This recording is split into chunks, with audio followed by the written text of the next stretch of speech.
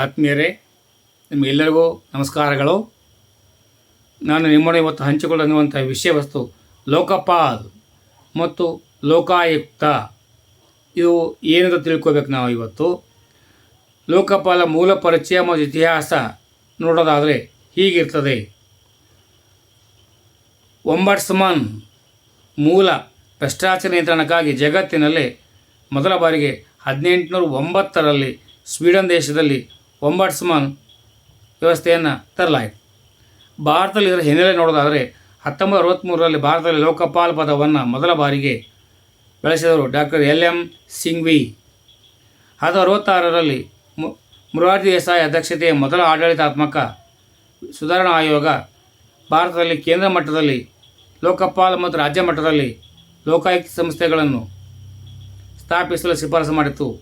2013ರಲ್ಲಿ ಲೋಕಪಾಲ್ ಮತ್ತು ಲೋಕಾಯುಕ್ತರ ಕಾಯ್ದೆ 13ನೇ ಇಸ್ವಿಯಲ್ಲಿ ಅಡಿಯ ಜನವರಿ 1, 2014ರಂದು ಶಾಸನಬದ್ಧ ಸ್ವಾಯತ್ತ ಸಂಸ್ಥೆಗಳಾಗಿ ರೂಪುಗೊಂಡವು. ಇದಿಷ್ಟು ಮಾಹಿತಿ ಇದರಲ್ಲಿ ಬಂದರೆ, ಈಗ ಇದರಲ್ಲಿ ಕೇಂದ್ರ ಮಟ್ಟದಲ್ಲಿ ಲೋಕಪಾಲ್ ಹೇಗಿರ್ತದೆ ಅಂತ. ಆಯೋಗದ ರಚನೆ ಮೊದಲಾಗಬೇಕು. ಲೋಕಪಾಲ್ ಆಯೋಗವು ಒಬ್ಬರ ಅಧ್ಯಕ್ಷರು ಅಂದರೆ ಚೇರ್ಪರ್ಸನ್ ಇರ್ತಾರೆ ಮತ್ತು ಇವರಿಗೆ 8 ಜನ ಸದಸ್ಯರನ್ನು ಒಳಗೊಂಡಿರ್ತದೆ. 50% ಸದಸ್ಯರು ನ್ಯಾಯಾಂಗ ಹಿನ್ನೆಲೆಯುಳ್ಳವರಾಗಿರಬೇಕು. ಸಾಮಾಜಿಕ ಪ್ರಾತಿನಿಧ್ಯ ಅಂದರೆ ಕನಿಷ್ಠ 50% SC ST ಅಲ್ಪಸಂಖ್ಯಾತರು ಮತ್ತು ಮಹಿಳೆಯರಿಗೆ ಮೀಸಲಾಗಿರಬೇಕು. ಇನ್ನು ನೇಮಕಾತಿ ವಿಷಯಕ್ಕೆ ಬಂದಾಗ ರಾಷ್ಟ್ರಪತಿ ನೇಮಕ ಮಾಡುತ್ತಾರೆ. 5 ಸದಸ್ಯರ ಉನ್ನತ ಸಮಿತಿ ಶಿಫಾರಸು ಮಾಡ್ತದೆ. ಪ್ರಧಾನಮಂತ್ರಿಗಳು ಸಮಿತಿ ಅಧ್ಯಕ್ಷರಾಗಿರ್ತಾರೆ. ಲೋಕಸಭೆ ಸಭಾಪತಿಗಳಿರ್ತಾರೆ. ಲೋಕಸಭೆ ವಿರೋಧ ಪಕ್ಷದ ನಾಯಕರುಗಳಿರ್ತಾರೆ. ಭಾರತ ಮುಖ್ಯ ನ್ಯಾಯಮೂರ್ತಿಗಳು ಅಥವಾ ಅವರು ನಾಮನಿರ್ದೇಶನ ಮಾಡಿದ ಸುಪ್ರೀಂ ಕೋರ್ಟ್ನ ನ್ಯಾಯಾಧೀಶರು ಇರ್ತಾರೆ. ವಿಸ್ತೃತ ಕಾನೂನು ತಜ್ಞರು ಎಮಿನೆಂಟ್ ಜ್ಯೂರಿಡಿಕ್ಸ್ ಇರ್ತಾರೆ. ರಾಷ್ಟ್ರಪತಿಗಳಿಂದ ಅವರು ನೇಮಕವಾಗಿರಬೇಕು. 5 ವರ್ಷಗಳ ಅವಧಿ ಅಥವಾ 70 ವರ್ಷ ವಯಸ್ಸು ಯಾವುದು ಮೊದಲು ಅದು. ಇದು ಅಧಿಕಾರ ವ್ಯಾಪ್ತಿ ನೋಡೋದಾದರೆ ಪ್ರಧಾನಮಂತ್ರಿಗಳು, ಕೆಲವು ವಿನಾಯಿತಿಗಳೊಂದಿಗೆ ಕೇಂದ್ರ ಸಚಿವರು, ಸಂಸದರು ಮತ್ತು ಗ್ರೂಪ್ ABCD ಅಧಿಕಾರಿಗಳು ಇದರಲ್ಲಿ ಸಹ ಪಾಲುದಾರರಾಗಿರ್ತಾರೆ.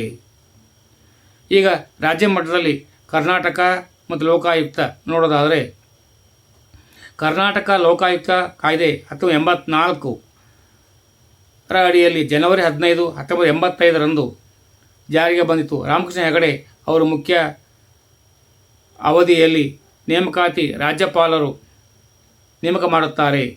ಮುಖ್ಯಮಂತ್ರಿ, ಹೈಕೋರ್ಟ್ ಮತ್ತು ಮುಖ್ಯ ನ್ಯಾಯಮೂರ್ತಿ ಉಭಯ ಸದನಗಳ ಸಭಾಪತಿ ಅಥವಾ ಸಭಾಧ್ಯಕ್ಷರು ಹಾಗೂ ವಿರೋಧ ನಾಯಕರ ಸಲಹೆ ಮೇರೆಗೆ ಒಬ್ಬರು ಲೋಕಾಯುಕ್ತರು ಮತ್ತು ಇಬ್ಬರು ಉಪ ಲೋಕಾಯುಕ್ತರು ಇದರಲ್ಲಿರ್ತಾರೆ. ಸುಪ್ರೀಂ ಕೋರ್ಟ್ನ ನಿವೃತ್ತ ನ್ಯಾಯಾಧೀಶರು ಅಥವಾ ಹೈಕೋರ್ಟ್ನ ನಿವೃತ್ತ ಮುಖ್ಯ ನ್ಯಾಯಮೂರ್ತಿ ಅಥವಾ ನ್ಯಾಯಾಧೀಶರು ಇರ್ತಾರೆ. ಇವರ ಅಧಿಕಾರ ವರ್ಷ 5 ವರ್ಷಗಳು ಮತ್ತು ಪುನರ್ ಇವರನ್ನು ನೇಮಕ ಮಾಡುವಂತಿಲ್ಲ. ಕರ್ನಾಟಕದ ಲೋಕಾಯುಕ್ತದ ವಿಶೇಷತೆ ಏನಪ್ಪ ಅಂದರೆ, ಕರ್ನಾಟಕ ಲೋಕಾಯುಕ್ತಕ್ಕೆ ತನ್ನದೇ ಆದ ಸ್ವತಂತ್ರ ತನಿಖಾ ಪೊಲೀಸ್ ವಿಭಾಗ ಇದೆ. SIT ನಾವು ಹೇಳ್ತೀವಲ್ಲ, ಪೊಲೀಸ್ ವಿಂಗ್, ಹಾಗೂ ವಿಚಾರಣೆ ನಡೆಸುವ ಅಧಿಕಾರವಿದೆ. ಇತ್ತೀಚಿನ ಪ್ರಚಲಿತ ಬೆಳವಣಿಗೆಗಳು ನೋಡ್ಕೊಂಡು ಬರೋದಾದರೆ, ಲೋಕಪಾಲ್ ಇದರ ಅಧ್ಯಕ್ಷರಾಗಿರ್ತಾರೆ. ಸುಪ್ರೀಂ ಕೋರ್ಟ್ನ ಮಾಜಿ ನ್ಯಾಯಮೂರ್ತಿ AM ಖನಿವಾಲ್ಕರ್ ಇದರ ನಿರ್ವಹಣೆಯನ್ನು ನಡೆಸಿಕೊಳ್ತಾರೆ. ಅವರು ಭಾರತ ಲೋಕಪಾಲ್ ಅಧ್ಯಕ್ಷರಾಗಿ ಕಾರ್ಯನಿರ್ವಹಿಸ್ತಾ ಇದ್ದಾರೆ. ಕರ್ನಾಟಕ ಪ್ರಸ್ತುತ ಲೋಕಾಯುಕ್ತರು ಕರ್ನಾಟಕ ಹೈಕೋರ್ಟ್ನ ಮಾಜಿ ನ್ಯಾಯಮೂರ್ತಿ BS ಪಾಟೀಲ್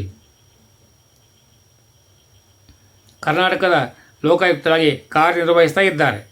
ACB ರದ್ದು ಮತ್ತು ಲೋಕಾಯುಕ್ತ ಪೊಲೀಸ್ ವಿಭಾಗದ ಮರುಸ್ಥಾಪನೆ ಕರ್ನಾಟಕ ಹೈಕೋರ್ಟ್ ರೂಲಿಂಗ್ ಮಾಡಿದೆ. ಕರ್ನಾಟಕ ಹೈಕೋರ್ಟ್ ತೀರ್ಪಿನ ಪ್ರಕಾರ ಆಂಟಿ ಕರಪ್ಷನ್ ಬ್ಯೂರೋ ACB ರದ್ದುಗೊಳಿಸಿ ಭ್ರಷ್ಟಾಚಾರ ತಡೆ ಕಾಯ್ದೆ ಪ್ರಿವೆನ್ಷನ್ ಆಫ್ ಕರಪ್ಷನ್ ಇದನ್ನು ತಂದಿದ್ದಾರೆ.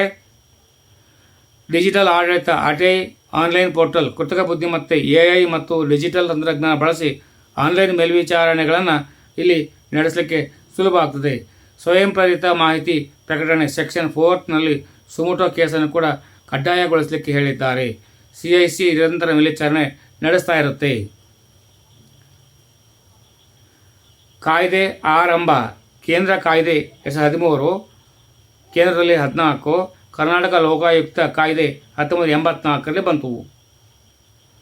ಭಾರತದ ರಾಷ್ಟ್ರಪತಿಗಳು ಇವರು ನೇಮಕ ಮಾಡ್ತಕ್ಕಂಥವರು. ಅಂದರೆ ಕರ್ನಾಟಕದಲ್ಲಿ ರಾಜ್ಯಪಾಲರು ನೇಮಕ ಮಾಡ್ತಾರೆ. ದೇಶದಲ್ಲಿ ಬಂದರೆ ರಾಷ್ಟ್ರಪತಿ, ರಾಜ್ಯದಲ್ಲಿ ಬಂದರೆ ಆಯಾ ರಾಜ್ಯದ ರಾಜ್ಯಪಾಲರುಗಳು. ಇವರ ಅವಧಿ 5 ವರ್ಷ ಅಥವಾ 70 ವರ್ಷ, ಯಾವ್ದು ಮೊದಲು ಅದು 5 ವರ್ಷಗಳ ಮಾತ್ರ. ಅಧ್ಯಕ್ಷರು ಮುಖ್ಯಸ್ಥರು ಯಾರಪ್ಪ ಅಂದರೆ